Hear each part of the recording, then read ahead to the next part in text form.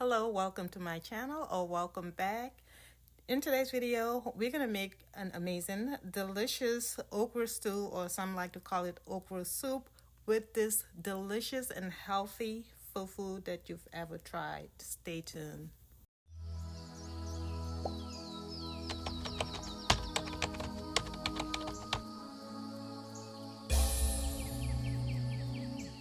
So, okra soup is a common West African dish and it is made differently depending on what country you're from. You can put basically any meat of your choice in the soup and also vegetables as well as palm oil. Some people like to eat it with fufu, others like to eat it over rice. And here are most of my ingredients. As I mentioned, you can cook this soup with almost any kind of meat you like, but since I'm cooking more healthier options, I'm just sticking with cow foot and some mackerel fish as well as some smoked fish. So since I'm using cow foot and it takes forever and a day and a half to cook, I am going to go ahead and prepare that first. My only issue here is that it's best to use a pressure cooker, but there's a part missing and I couldn't find it, and I didn't have all day to be searching around for it. So I decided just to use a regular pot, which took even longer because, cow foot takes forever to cook. But I prefer cooking cow foot over red meat. I rarely eat red meat anyway, but if I were to, it would be goat meat. But cow foot has a lot of collagen as well as bone broth benefits, which has antioxidant benefits. It has so many health benefits. So if you don't know about bone broth, you can go ahead and do your research about that. But it is a healthier option when it comes to meat if you're a meat eater. Only thing about cow foot is the level of fat and the cholesterol. However, just use with moderation. Here I am adding the fish. I also added the smoked fish. It was lightly smoked, so it still needs to be cooked a little bit more. I added that in this pot as well. I steamed it overall for about 10 minutes. Let it cool off and I went ahead and deboned the fish. Now this fish broth I'm going to use to cook the rest of my soup with, so I'm just going to leave it on the side for now, and I'll attend to the cow foot, which is cooking in this pot right here. And I'm gonna go ahead and add in some seasoning. And guys, if you use Jimbo, Maggi, all those things when you're cooking African, try to limit your use of Jimbo because it has MSG and a long list of chemicals that are not good for us. A better option would be using Better Than Bouillon, and they have different flavors like vegetables, chicken, and beef. It's way healthier and has doesn't have all these toxic chemicals. It's MSG free. So this is what I like to use instead of the Jimbo and Maggi. It tastes almost like Maggi and Jimbo without the toxins. And of course, I added some salt as well as other spices. Here, I'm just reducing the fat from the cow foot because cow foot has a lot of fat, so I just went ahead and reduced that. And some people like to collect like animal fat to cook with. It's called tallow, I think. But anyway, I just got rid of it. And here I am preparing the okra. So okra has amazing antioxidant benefits. It's a great source of fiber. Also has heart health benefits. It helps stabilize blood sugar levels. It's a good source of vitamin K as well as calcium. So it has good bone health benefits. So after washing your okra, what you want to do is cut the bottom and the top off, and you can use the scraps, the bottom and the top, for beauty uses. It's really great for your hair as well as your skin. Other benefits of okra is that they are anti-inflammatory. It has prebiotic benefits. It's good for the gut. It helps with digestive issues. It also helps maintain a good cholesterol levels. Some people like to blend the okra, but for me, it gives it a texture that I don't like. I guess makes it a little too slimy. So what I do to avoid that is just doing it the African way. I'm cutting it into small pieces, and you can use a cutting board if you wish, but I'm just doing it African style. As I mentioned earlier, when you cut the top and bottom part off, you can use those to make okra water, which I heard is a really good way to help manage your blood sugar levels. I don't have that issue yet, but I heard people do use okra water for that. And also you make okra water to use it as a hairspray because it's great for your hair.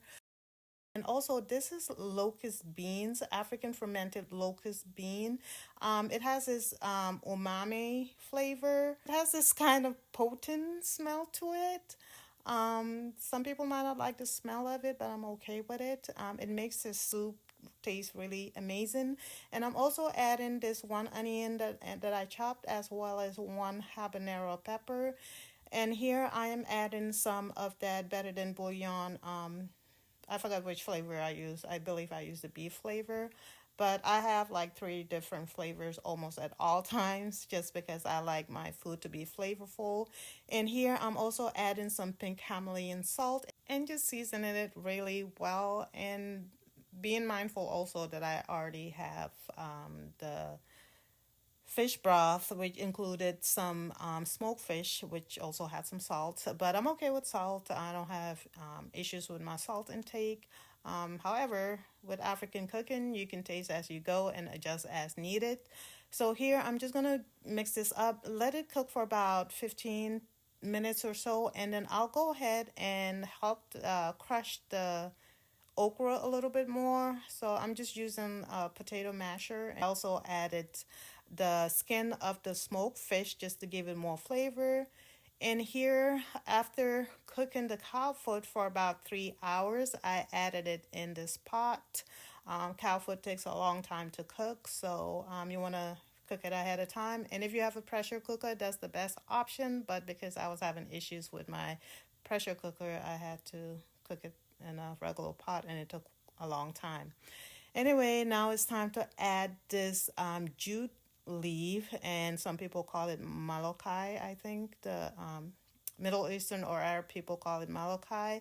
So this in my language is called kereng kereng, and kereng kereng is the leaf that we use to cook okra stew with. And I was so happy that they have it here at the store, and it's frozen, it's ready. You don't have to worry about chopping it or anything. So if you go to any Arab store, and I believe some Indian, like East Indian stores also sell them, but jute leaf have some amazing health benefits. They have a high concentration of omega-3 fatty acids, which are essential for brain development, which promotes cognitive health and fights against inflammation. It is also a good source of calcium, magnesium, fiber.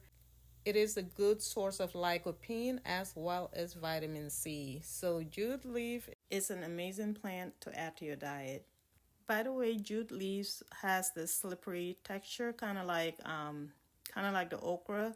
But once the soup is done cooking, it's not as slippery as it may sound. It is time to add the palm oil. After cooking this for about 30 minutes, I went ahead and add some palm oil. Now, there's a little controversy when it comes to the use of palm oil because of the saturated fats. However, there are health benefits of red palm oil.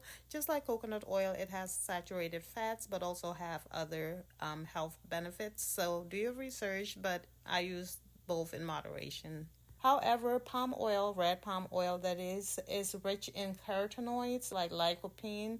It does have good health benefits, but just like coconut oil, people do worry about the saturated fat. Some do argue that is the good fats that is good for you. So anyway, do your research, but either way, just try to use them in moderation. Here I am adding my smoked fish or steamed fish, and I already took out as much of the bones as I can. So here I'm just adding it in the pot, and then I am gonna go ahead and cook this for another 15 minutes or so. And altogether, the cooking, aside from the cow foot, the cooking of this soup is about an hour and a half to like hour 45 minutes to get done. I added the jute leaf towards the end, that way I don't overcook it.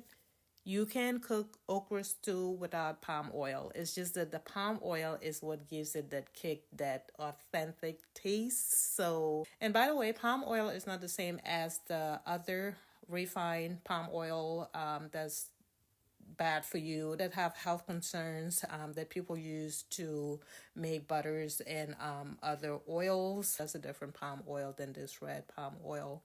But anyway, if you don't have access to palm oil or you don't want to use it, you don't have to. You can just make okra stew without the palm oil. It is time to make this amazing fufu. Now, when it comes to fufu, there are different variation of cooking fufus. There are different plants that people use to cook fufu, including cassava and yams and different things. But since I am cutting down on carbs, and also if you have health issues like diabetes or trying to lose weight, using these ingredients, red cabbage and Quaker oats, would be better. Or other low carbs plants or starches. So most fufus are made with starchy vegetables like yuca or cassava or yams. So a better option, especially if you have health concerns or trying to lose weight, is using cabbage with Quaker oats. I just decided to add some plantains to it. That way it will get that consistency, and plus plantains are pretty good too. Also, you can use just plantains by itself. It has a lower carb intake, and the Quaker oats is just to help it bind together. So what I'm doing here is boiling the plantains, and then I went ahead and mashed it, even though it was a little difficult to mash because they were green plantains, so they were hard and I didn't have the right tools to mash it as well as possible. But anyway, I'm okay with that. If you worry about the texture and stuff, you may need a good blender to do this. But anyway, once it was mashed enough, I went ahead and measured 1.5 cups of this Quaker oats, and then I'm turning it into flour by using my blender to blend it. I'm only using half a cabbage, so I'm gonna go ahead after washing the cabbage, cutting it in half, and then I kept the other half to use for something else. The serving size I'm making is for, let's say, about 5 people. So it's about 5 servings. And if you want to make a larger batch, you may want to use the whole cabbage and also add a cup or 1.5 cups more of the Quaker oats. So once the cabbage is cut and chopped into smaller pieces, I put it in my blender and I added just a dot of water so that it will be easier to blend. This is not the best blender, but I am doing it in batches here. So I added half and then went ahead and add the other half when I was done. Now, red cabbage or purple cabbage is one of the most nutritious vegetables. So if you want to learn more recipes using red cabbage, I made plenty on my channel, but I use red cabbage a lot. It is high in antioxidants. It has great anti-inflammatory benefits. It is hydrating. It helps with your skin and hair, helps with premature aging. It helps boost your immune system. It is anti-inflammatory. It also helps improve bone health. It is high in fiber, so if you're interested in weight loss and things like that, cabbage is one of those that you should incorporate in your diet. So anyway, once everything is blended, I went ahead and strained it. I was afraid that if I just cook it like that with the oats and plantains, that it will be too watery. So based on the recipe that I saw on YouTube or on TikTok, they strained the water from the cabbage. And I was going to use the water for other recipes. I didn't want to just waste it. But anyway, as you will see later, I did ended up using the water in my fufu recipe just because it was getting too thick, so I needed more liquid. So I'm glad I had it on the side for that.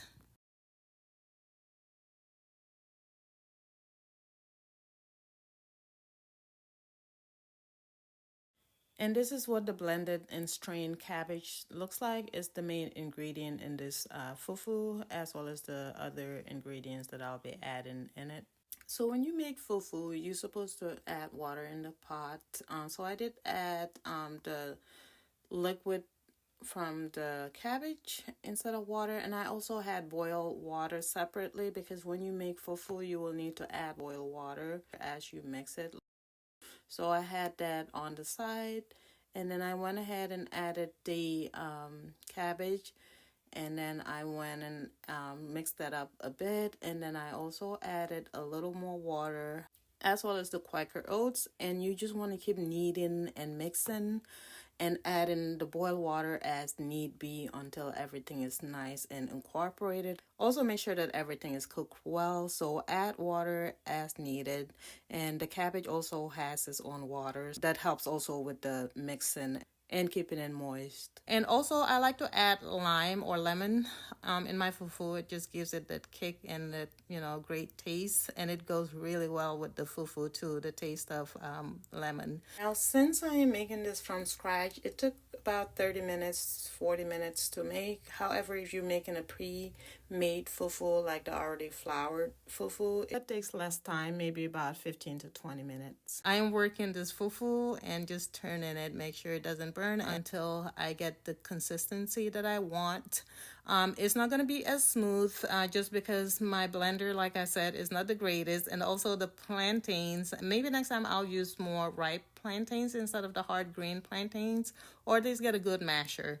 But anyway, I don't care too much for the texture as long as it tastes good. And this fufu is one of the best fufus that I've ever made. Now, this is my first time making this recipe, and I was worried that, the cabbage may not taste good with fufu. That's one of the reasons why I added plantains, because I do like fufu made with plantains, green plantains to be exact, or a little bit sweet plantains. So that's why I added the plantains in it. But this mixture of plantains, red cabbage, and the oats are perfect. I was worried that just the oats with the cabbage will not suffice my taste. I do like good, tasty things. So I'm glad I added the plantains. And the lemon too is a great combination when it comes to taste. So this will be my go-to healthy fufu from now on. I also made other fufus on my TikTok channel using plantains and cassava from scratch. Yeah, check out my TikTok channel for short content recipes as well as beauty tips and recipes. Anyway, this wraps it up for this video. I hope you liked it, and if you did, please give it a like. Also, if you're into leveling up to become a healthier version of yourself, make sure you do subscribe to my channel and hit that post notification button so you don't miss any of my future videos. I thank you so much for your time, and I hope you have a blessed day, night, evening, wherever you are, and I hope to catch you on my next video.